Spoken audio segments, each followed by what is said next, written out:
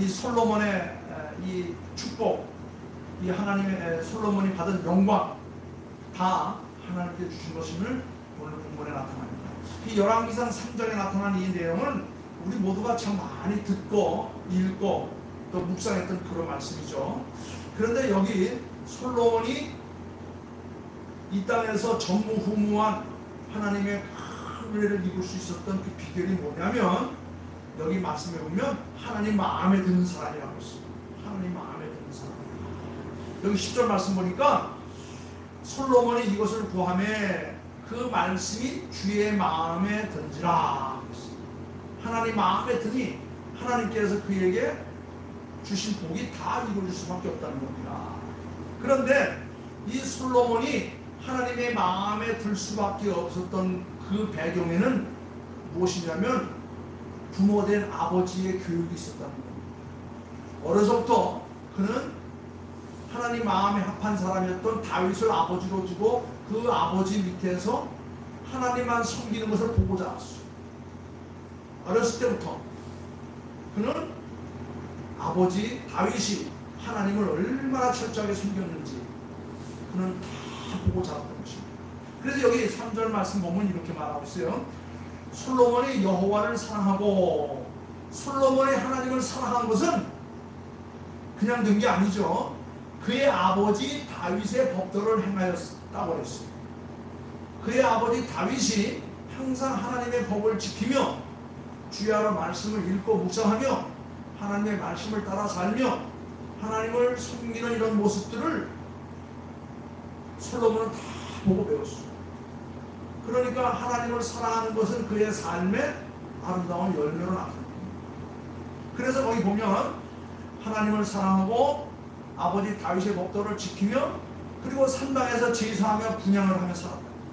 그러니까 이 솔로몬의 삶 자체는 하나님을 사랑하며 아버지 다윗의 본을 받으며 그리고 항상 예배하는 삶을 살았어요.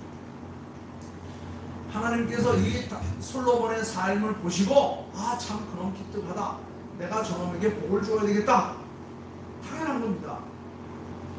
여기 5절 계속 말씀을 보니까 지금 다윗의 궁전 그 다음에 여러 가지 모든 것이 다 갖춰져 있는데 아직 하나님 앞에 예배드릴 성전이 아직 구비되어 있지 않았어요. 그래서 안타까운 심정으로 솔로몬이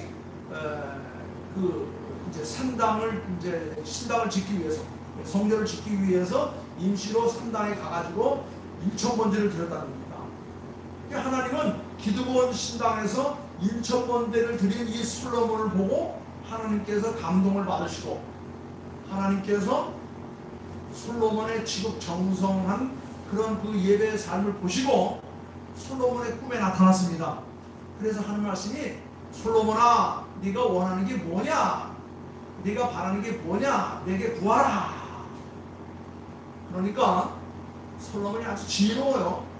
그러자 솔로몬은 내가 아버지를 이어서 많은 백성들을 이제 이끌고 이 험난한 세상길을 가야 되는데 내게 이 백성들을 잘 인도할 수 있는 그리고 그 백성들의 삶을 구별할 수 있는 그런 지혜를 주십시오. 얼마나 귀합니까? 다른 사람 같았으면은 내가 오래 살 수 있도록 건강하게 살 수 있도록 부자가 될 수 있도록 해서 이렇게 구했을 텐데 이 솔로몬은 그렇게 하지 않았어요. 하나님이 내게 주신 이 많은 백성들 이들을 잘 인도할 수 있고 그들의 선악을 분별할 수 있는 지혜로운 마음을 내게 주십시오. 솔로몬이 하나님 앞에 구하는 것이 마음에 들었어요. 그래서 하나님께서는 그에게 지혜뿐만 아니라 부도 주시고 영화도 주시고 장수의복까지 주셨다는 것이 오늘 본문 말씀에 나타나 있는데요. 근데 잘하는 말씀이지 않습니까? 자, 제가 처음에 말씀드렸듯이 오늘 설교의 제목은 10절에 있는 말씀 솔로몬이 하나님 마음에 합한지라 하나님 마음에 든지라. 자, 하나님의 마음에 드는 사람은 어떤 사람입니까? 첫째는 4절과 5절 말씀을 쭉 보면 솔로몬의 삶은 뭐냐? 예배하는 삶이었어요. 솔로몬은 항상 최선을 다해서 하나님 앞에 예배하는 사람이었다는 겁니다. 솔로몬은 어려서부터 하나님을 사랑한 다윗 아버지를 따라서 주의 법도를 행하고 그리고 하나님 앞에 예배하는 삶을 늘 보면서 피부로 느끼면서 체험하면서 살았던 거예요. 그러한 솔로몬에게 있어서 하나님 앞에 제사 지르는 것은 당연한 거예요. 아무리 힘들고 어려운 일이 있어도 하나님 앞에 나아가 예배함으로 말미암아 모든 것을 해결할 수 있다.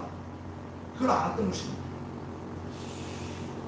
이러한 솔로몬이 드린 1,000번째, 이것은 하나님 앞에 자신을 헌신하겠다고 하는 행동으로 나타난 신앙의 고백이에요.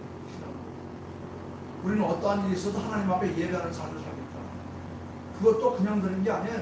최선의 것을 다해서 최고의 것으로 하나님 앞에 1,000번제를 드렸다는 겁니다. 그때는 제사 지내는 게 그냥 와서 몸만 드리는 게 아니에요.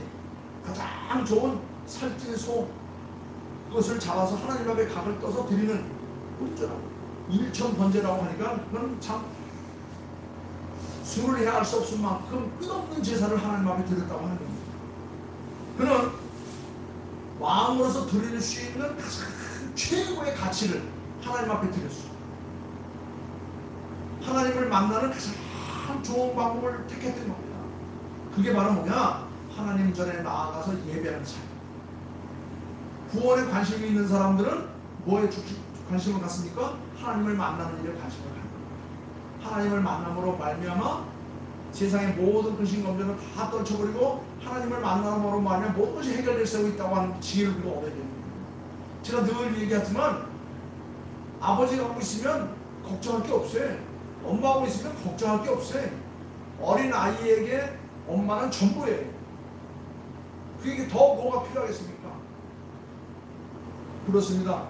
이 솔로몬은 이것을 어려서부터 아버지 다윗을 통해서 보았어요. 그걸 몸으로 체득했어요. 그래서 오늘 본문 말씀이 시작하기를 솔로몬은 하나님을 사랑하고 그의 아버지 다윗의 법도를 행하였다. 아버지가 행한 것을 보고 지켜 행하였어요. 그 중에서 가장 첫 번째가 뭐냐면 제사와 분향을 했던 겁니다. 자기의 가장 고귀한 가치를 하나님 앞에 드렸다는 겁니다. 하나님을 사랑하는 사람은 하나님께 최고의 것과 처음 것을 아낌없이 드리는 겁니다. 솔로몬은 자신이 드릴 수 있는 최고의 정성을 담아서 하나님 앞에 예배했어요. 그러니까 하나님께서 직접 솔로몬 꿈에 나타나가지고 너 무엇 원하느냐? 너 뭘 해줬으면 좋겠느냐? 하나님이 되려 물어본 거예요. 우리가 뭘 달라고 말한 게 아니라 하나님께서 좀 이렇게 표현하면 이상하지만 하나님께서 안달이 나셔가지고 너무 좋으셔서 너무 감동해가지고 찾아와가지고 너 뭐 해줬으면 좋겠니? 그만큼 하나님이 직접 솔로몬을 찾아와서 무엇 받기를 원하는지를 물으실 만큼 그의 예배를 급족히 하셨다는 겁니다. 제가 우리 성도들이 강조하는 게 뭐였죠? 예배의 삶이죠. 예배의 삶. 어느 곳에 무엇을 하든지 뭐 어떤 형식적, 의식적으로 갇혀서 예배를 드리는 게 아니라 우리 예수 믿는 사람은 그 삶 자체가 하나님 앞에 예배하는 삶입니다. 그 다음에 이 솔로몬은 하나님 앞에 예배하는 삶을 드렸을 뿐만 아니라 그는 항상 듣는 마음을 가지고 살았어요. 하나님의 음성이 들려오는 것을 향해서 귀를 열고 하나님의 은혜가 되는 것을 향해서 가슴을 열고 하나님이 보이는 것을 향해서 마음을 확 놓고 살았어요. 여기 6절 말씀에도 보면 그런 말씀이 있어요.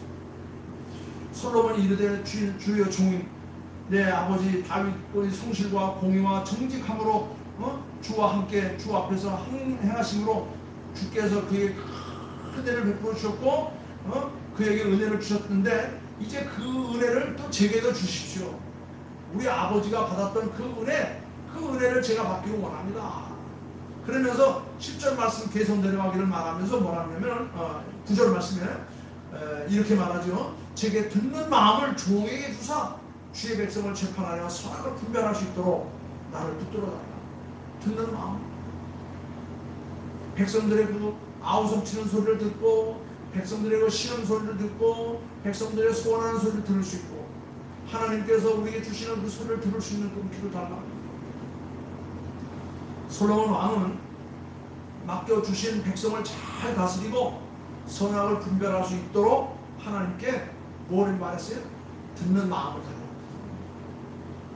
듣는 마음이란 다른 게 아닙니다. 하나님을 향해 열려있는 삶, 하나님을 향해 열려있는 삶, 그리고 하나님 모든 일을 함에 있어서 하나님의 지혜를 구하는 삶. 인간의 수단과 방법이 아니라 하나님께서 내게 주시는 말씀으로 길을 찾는 거예요. 나를 통하신 하나님의 거룩한 뜻이 무엇인가를 찾는 겁니다. 오늘도 내게 어떤 은혜를 주실 것인가. 그리고 또한 하나님께서 들려주시는 말씀에 순종하면서 내게 맡긴 일을 감당하는 거예요. 근데 사람들은 그렇지 않죠. 항상 자기의 수단과 방법, 자기의 지혜와 경험과 꾀를 통해서 모든 일을 확인합니다. 여러분, 듣는 마음, 이것이 솔로몬이 듣고자 하는 그런 마음을 가진 것이 하나님 보시기에 너무 합당했어요. 그래서 하나님이 감동하신 겁니다. 제가 늘 얘기하죠. 우리가 하나님을 감동시킬 수만 있다고 한다면 우리는 최고 은혜를 받을 수 있어요. 자식이 부모를 감동시키만 하면 부모는 다 죽어요. 학생이 선생님을 감동시킨다든가. 누군가를 감동만 시킨다고 한다면 다 얻을 수 있는 거예요. 우리가 얻고자 하는 것, 그건 다 하나님께 있는데 그 하나님의 것을 내 것으로 삼으려면 하나님만 감동시키면 되는 거예요. 그 하나님을 감동시키는 방법이 뭐냐면 듣는 마음이라는 겁니다. 하나님이 들려주시는 말씀에 순종하는 겁니다. 이런 듣는 마음이 하나님께 합당하게 여기시는 그런 모습이었어요. 우리의 마음은, 그런데 우리 인간들의 마음은 듣는 마음과는 달리 오히려 고집스러운 어리석음을 가득 찰 때가 많아요. 하나님의 말씀을 듣으려 하지 않아요. 제 친구 가운데 지금 미리 은퇴를 하고 저 지방에 내려가 있어요. 그래서 내려가가지고 목사가 주일날 남의 교회 가서 목사님들 설교만을 듣는데 설교가 은혜가 하나도 안 되더라는 거예요. 앉아가지고 설교 비판만 하게 되었다는 거예요. 그래가지고 자기 영혼이 자꾸 말라가더래요. 그래서 안 되겠다. 내가 시골 교회라도 가서 참 하나님 앞에 기도하며 말씀을 내가 전하는 그런 시간을 가지게 됩니다. 자기가 깨달았다는 겁니다. 왜냐하면 항상 자기의 고집스러움이 나타나고 자기 어리석음이 나타나는데도 불구하고 항상 자기 입장으로만 모든 것을 보려고 한다는 겁니다. 여러분, 우리는 내 삶을 무엇으로 채우냐에 따라서 그 사람의 생세가 다 달라지는 거예요. 솔로몬은 자기 의지와 생각을 다 내려놓고 오직 하나님의 뜻만을 구했어요. 그런 하나님은 솔로몬이 구하는 마음을 너무 기쁘게 보시는 거예요. 네가 왕으로서 하고자 하는 일 많고 주장하고자 하는 일 많음에도 불구하고 다 내려놓고 어린아이와 같이 내게 순종하니 내가 너에게 원하는 바를 들려주리라.